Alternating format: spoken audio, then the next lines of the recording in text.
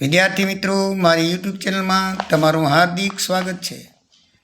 આજે આપણે FY BCom sem 2માં ફાઇનાન્શિયલ એકાઉન્ટિંગ 2ની અંદર પ્રકરણ નંબર 2 ધંધાની ખરીદી અંગેના હિસાબોમાં ઉપલબ્ધ ખાતા વિશે જોઈશું.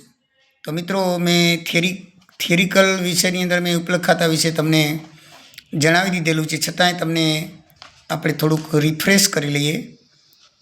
ઉપલબ્ધ ખાતું ક્યારે બને અને કેવી રીતે બને અને શા માટે બનાવવું પડે.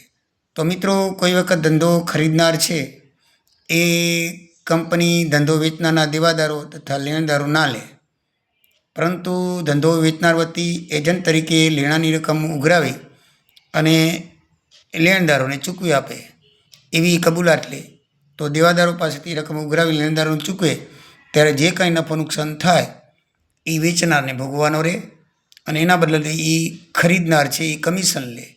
અને આ અંગેનો જે હિસાબ છે એ જે ખાતું બનાવવામાં આવે એને ઉપલબ્ધ ખાતું કહેવામાં આવે છે.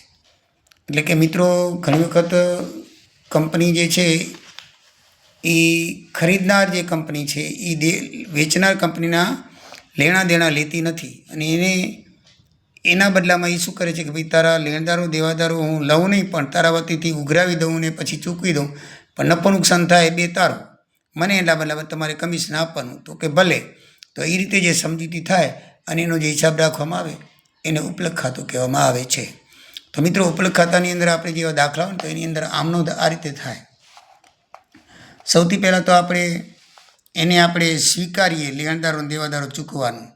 તો કેવી રીતે આમનું થાય? તો પહેલી આમનું એ થાય કે કેટલા દેવાદારો હતા અને કેટલા લેણદારો હતા, બરાબર છે. તો જે દેવાદારો હોય એને ખાતે ઉધાર થાય, લેણદારો ખાતે જમા કરી અને તફાવત જે આવે એ ઉપલબ્ધ ખાતે જમા કરવાનો હોય. તો પહેલી આમનો મિત્રો એ થાય કે ધંધો વેચનારના દેવાદારો ખાતે ઉધાર, જે કિંમત હોય એ કિંમત લખી નાખવાની, અને વેચનારના લેણદારો ખાતે જમા, જે કિંમત હોય તે લખવાની, અને બેનો તફાવત છે એ વેચનારના ઉપલબ્ધ ખાતે જમા થાય. તો આ જ્યારે આપણે સ્વીકારીએ ત્યારે આમનું થાય. પછી દેવાદારો પછીથી આપણને રકમ મળે, આપણે પૈસા ઉઘરાવા જઈએ દેવાદારો પાસેથી, ત્યારે જે રકમ મળે તે બેંક ખાતે ઉધાર કરવાની હોય અને જે આપનાર છે એના ખાતે જમા થાય. એટલે કે ધંધાના દેવાદારો જે છે વેચનારના, એના ખાતે શું થાય? જમા થાય. પછી મિત્રો, એમાં કોઈ ગાલખાત વટાવ વગેરે ધંધો વેચનારના ઉપલબ્ધ ખાતે શું થાય છે એ લઈ જવામાં આવે છે, એ નુકસાન કહેવાય, બરાબર છે. તો એ નુકસાન જે થાય, ઓછા પૈસા મળ્યા હોય કે વટાવ આપ્યો હોય કે ગાલખાત ગઈ હોય, તો એ હંમેશા ઉપલબ્ધ ખાતે નુકસાન છે એટલે ઉધાર થાય અને ધંધો વેચનારા દેવાદારો ખાતે શું થશે? જમા થાય.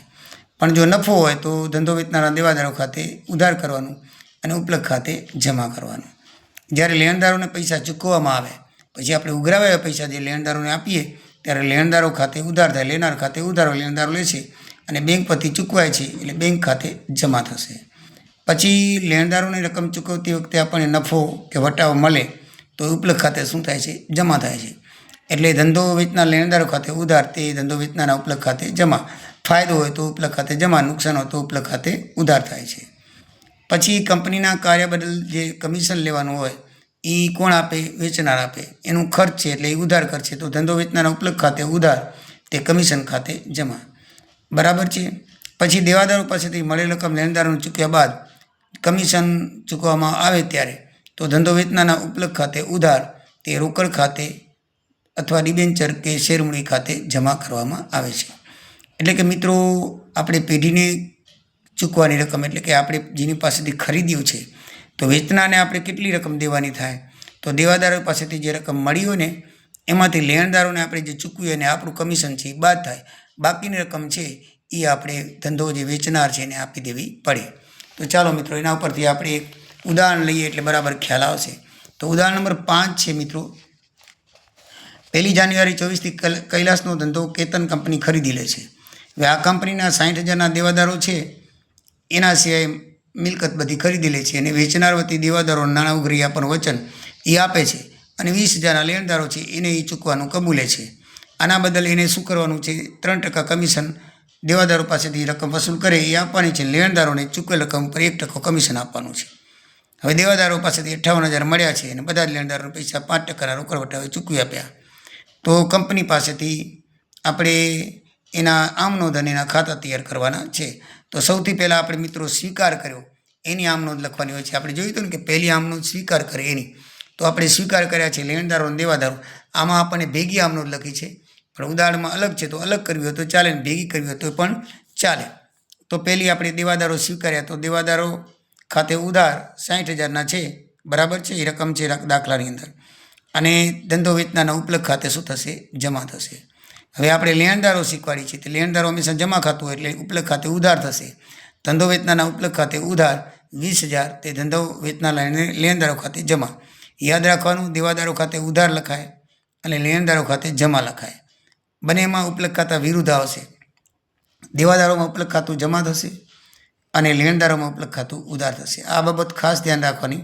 અને એ બે ખાસ આમનો આવવાની જ પહેરી જ લખવાની આવે. પછી આપણે પૈસા ઉઘરાવ્યા દેવાદારો પાસે. 60,000ના દેવાદારો છે મિત્રો, આપણે 58,000 રૂપિયા આવ્યા, તો એ બેંક ખાતે ઉધાર થશે અને દેવાદારો આપનાર છે તો આપનાર ખાતે જમા થાય. તો ધંધો વેચનારના દેવાદારો ખાતે જમા 58,000. એમાં આપણને નુકસાન ગયું, તો નુકસાનને નફો એ કોને ભોગવવાનું હોય છે? વેચનારે. તો વેચનારા ઉપલક ખાતે ઉધાર થશે નુકસાન હોય, અને જો નફો હોય તો જમા થાય, બરાબર છે. તો વેચનારા ઉપલક ખાતે જમા 2,000 અને ધંધો વેચનારના દેવાદારો ખાતે જમા 2,000. હવે મિત્રો આપણે ધંધો વેચનારના લેણદારોને આપણે પૈસા આપવાના છે, તો એમાં 1% વટાવ છે, બરાબર ને? તો 1% વટાવે આપવાના છે લેણદારોને, એટલે ઓછા આપવાના છે. 20,000નો 1% 1,000 થાય, તો 1,000 બાદ કરીને આપણે 19,000 લેણદારોને ચૂકવશું. તો ધંધો વેચનાર લેણદારો ખાતે ઉધાર 19,000, તે બેંક ખાતે 19,000, બરાબર છે. અહીંયા આપણને લખ્યું છે કે ભાઈ 1% લેખે આપવાનું છે, 1% કમિશન લેખે, બરાબર. તો 1% આપણે ઓછો આપશું. શું આપશું આપણે એને? 5%. આ લખ્યું છે ને, 1% નહીં પણ 5% લેખે આપણે આપવાનું છે. 1% તો એને કમિશન છે. એમાં લખ્યું છે કે લેણદારોને 5%ના રોકડ વટાવે ચૂકવી આપ્યા. 1% તો કમિશન છે, બરાબર. પણ 5%ના વટાવે એટલે 20,000ના 5% 1,000 થાય, બરાબર છે. 20,000ના 5% કેટલા થાય? 1,000. તો 1,000 ઓછા આપણે આપવાના થાય, એટલે 19,000 ચૂકવાના થશે. લેણદારો ખાતે ઉધાર, બેંક ખાતે જમા.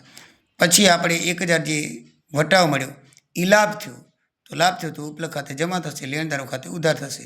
તો વેચનારા લેણદારો ખાતે ઉધાર, તે વેચનારના ઉપલક ખાતે શું થશે? જમા થશે. પછી મિત્રો આપણને કમિશન. હવે પછીની આમનું થશે કમિશન ચૂકવવાની. તો કમિશન કેટલું હતું? તો કમિશન મિત્રો આપણને દેવાદારોની રકમ ઉપર 3%, 58,000ના 3% 1,740, અને લેણદારો ચૂકવેલ રકમ પર 1%, તો 19,000નો 1% એટલે 100 બધું થઈને આપણને 1,930 રૂપિયા કમિશન થાય, બંને થઈને. તો આપણે એની આમનું જ લખશું.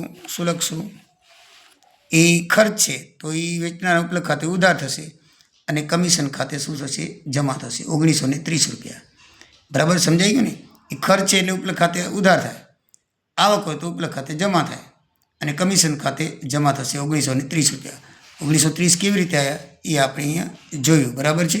3% દેવાદારો પર 58,000 ઉઘરાવ્યા ત્યાં, અને 19,000 લેણદારો પર 1% કમિશન છે, લખેલું છે દાખલામાં, એ ચૂકવ્યું.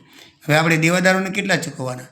તો મિત્રો દેવાદાર પાસેથી આપણે 58,000 મળ્યા હતા, તો 19,000 આપણે લેણદારોને ચૂકવ્યા અને 1,930 આપણું આપણે કમિશન લઈ લીધું. આ રીતે બને તેને 20,930 આપણે એમાંથી કાપી લઈશું. એટલે 58,000માંથી 20,930 કાપીએ એટલે 37,037 એટલે 37,037 આપણે કોને ચૂકવાના થાય?